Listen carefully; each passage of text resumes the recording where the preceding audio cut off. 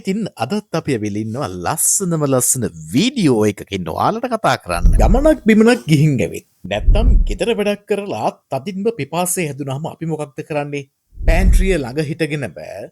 එහෙම නැත්තම් එක හුස්මට හිටගෙන බෑ වතුර වීදුරුවක් දෙකක් බීලා දානවා නේද? ඒක අපේ ජීවිතේ තම සාමාන්‍ය දිනපතා සිදුවෙන පුරුද්දක්. හැබැයි ඔබ කවදා හරි අහලා තියෙනවද පැරණි මතයක් තියෙනවා හිටගෙන වතුර බිව්වොත් වකුගඩු නරක් වෙනවා සංතිවේදනා එනවා කියලා. මේ කතාව ඇත්තද?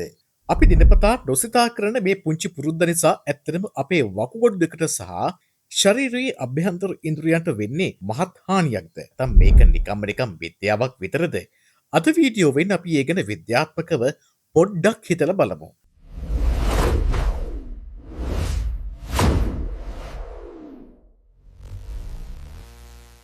අයිබෝවන් යාළුවනේ, පොඩක් හිතන්න YouTube channel එකට ඔයාලව සාදරයෙන් පිළිගන්නවා. වතුර කියන්නේ අපේ ජීවිතේට නැතුව බැරි දෙයක්නේ. අපේ ශරීරයෙන් 60%කට වඩා හැදලා තියෙන්නේ වතුරෙන්. ඒත් වතුර බොන විදිහ සහ ඉරියව්ව නිසා අපේ සෞඛ්‍යයට ලොකු බලපෑමක් වෙන්න පුළුවන් කියලා කිව්වොත් ඔබ පිළිගන්නවද? අද අපි මේ වීඩියෝ එකෙන් කතා කරන්නේ හිතගෙන වතුර බීම ගැන. වෛද්‍ය විද්‍යාව සහ පුරාණ ආයුර්වේදය කියන්නේ කුමක්ද? ඒ වගේම අපේ වකුගඩු ආමාශය සහ සන්ධිවලට මෙයින් වෙන සැබෑ බලපෑම කුමක්ද කියන විද්‍යාත්මක සත්‍ය ගැන වීඩියෝව අන්තිම වෙනකම් බලන්න. මොකද අවසානයේදී අපි කියනවා වකුගඩු රැකගෙන වතුර බොන්න ඕන නිවැරදිම සහ විද්‍යාත්මක ක්‍රමය මොකක්ද කියලා. හිටගෙන වතුර බීම සහ වකුගඩු අතර ඇති සැබෑ සම්බන්ධය කුමක්ද? අපි ප්‍රධාන ප්‍රශ්නෙන් පටන් ගමු. හිටගෙන වතුර බිව්වොත් ඇත්තටම වකුගඩු නරක් වෙනවද?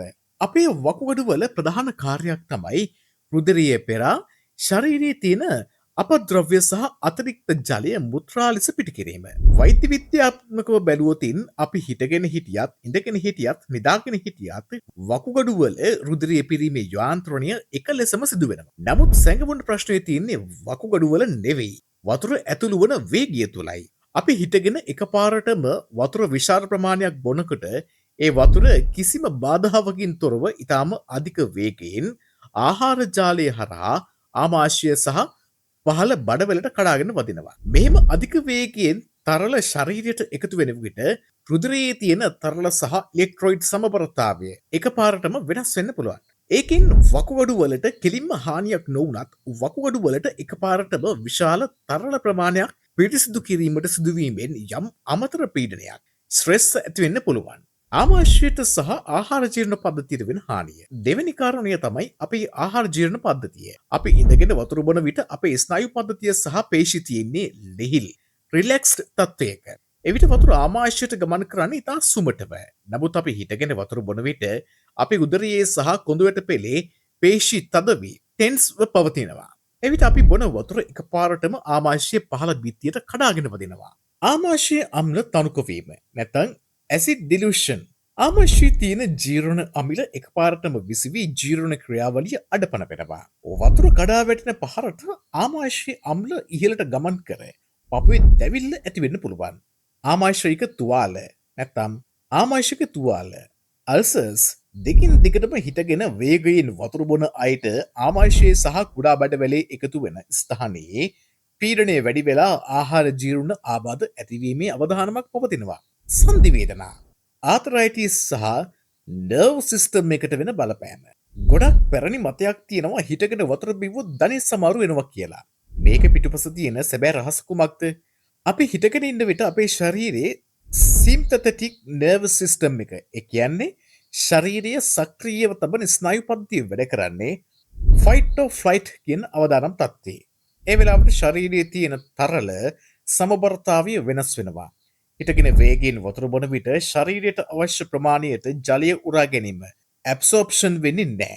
මෙයින් ශරීරයේ සන්ධි අතර තියෙන සයිනෝවියල් ෆ්ලුයිඩ් හෙවත් සන්ධි සිනිදු කරන දියරේ සමබරතාවය බිඳ වැටෙන්න පුළුවන්. කාලයක් තිස්සේ මෙහෙම සිද්ධ වුණොත් සන්ධිවල ක්ෂය වීම සහ අස්ථි එකිනෙක ගැටීමෙන් ආතරයිටිස් වැනි සන්ධි වේදනා වර්ධනය වීමේ අවදානමක් ඇති වෙනවා කියලා ආයුර්වේද සහ ඇතැම් පෝෂණ විද්‍යාඥයන් පෙන්වා දෙනවා.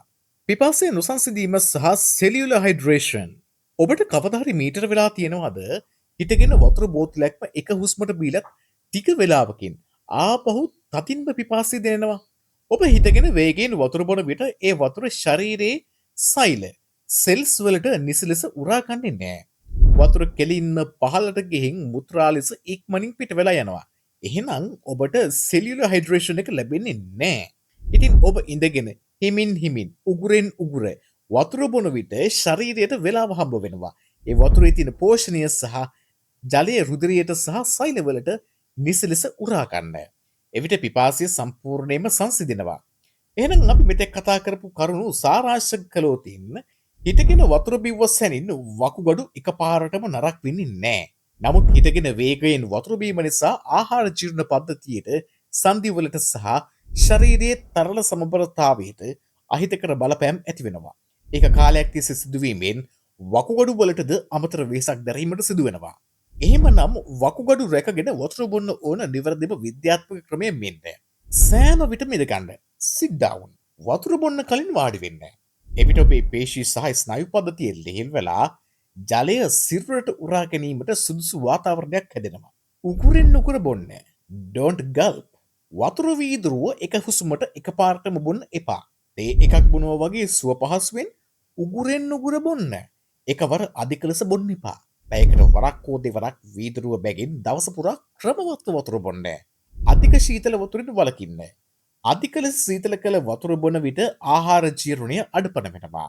කාමර උෂ්ණත්වයේ පවතින කියන්නේ normal temperature වතුර බොන්න.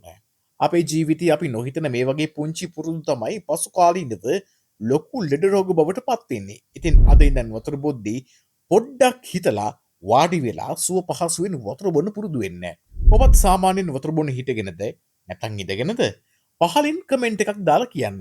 ඔබේ පවුලේ යාළුවන්ගේ සහ ආදරණීයයන්ගේ සෞඛ්‍ය වෙනුවෙන් මේ වීඩියෝව දැන්ම ඒ අය අතර ෂෙයා කරන්න අමතක කරන්න එපා. මොකද ගොඩක් අය තාමත් මේ නොදන්නා පුරුද්ද දිනපතා කරනවා. මෙවැනිම ජීවිතයට වැදගත් වෙන විද්‍යාත්මක සහ සෞඛ්‍යමය කරුණු දැනගන්න දිනපතා පොඩ්ඩක් හිතන්න YouTube channel එක අදම subscribe කරලා bell icon එකත් click කරලා තියාගන්න. නැවතත් මෙවැනිම කුතුහලෙන් පිරි වැදගත් වීඩියෝවකින් හමු වෙමු. ඔබට නිරෝගී සුබ දවසක්.